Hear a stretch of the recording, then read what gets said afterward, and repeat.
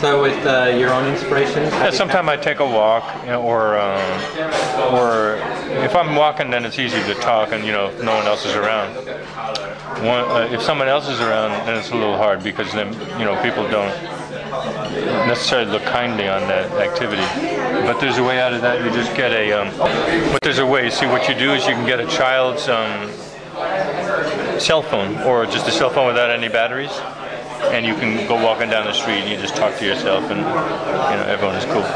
So I do that, just walking in the hills, and it's good. And sometimes I sit at home, usually in the morning, and just let write. Just let whatever comes up come up, or I get a topic and write for about 10 minutes, and just let whatever comes up come up. Kind of automatic writing like that.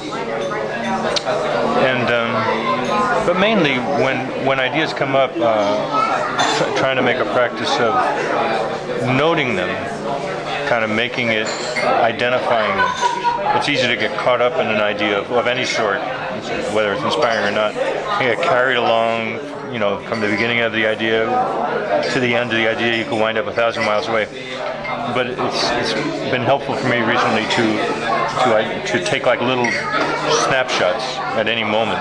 Say now I'm thinking about this, or I have a feeling about this situation right now, and just stay with that for a little while. Sometimes it's very there's a lot of richness to that moment because it's true. So is it kind of like reinforcing? It's by kind of consciously thinking about it, you're reinforcing it into your memory. Is that or is it just a pure enjoyment of the?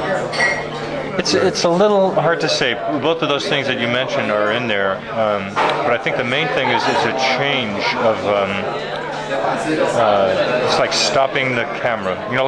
They say like a film. I don't know about digital film, but regular film. You look at a film and it looks like a continuous series of events. That's what it is. But actually, when you drill down, it's just a single event. It's just a single frame. It's just a single moment on the film. That's the only thing that's happening. It's convenient. You stick all the frames together on a piece of celluloid, and then it becomes a story. But to actually stop the camera and look at a moment can be a very rich experience, because you can discover a lot more that's going on there, and also just break the kind of habit that is usually associated with one's own story. I mean, I have a certain way of thinking about things over the years, and it's a habit. It's a way of thinking about things. You get carried along by the habit, and I reach certain conclusions pretty easily, or get certain attitudes pretty easily. But just to stop it, to be able to stop it periodically, or even, a lot. And when you're are you actually capturing it into something, or just thinking about it? Or capturing it into your mind, not so much on a notebook. Exactly. That's the thing I'm talking about there.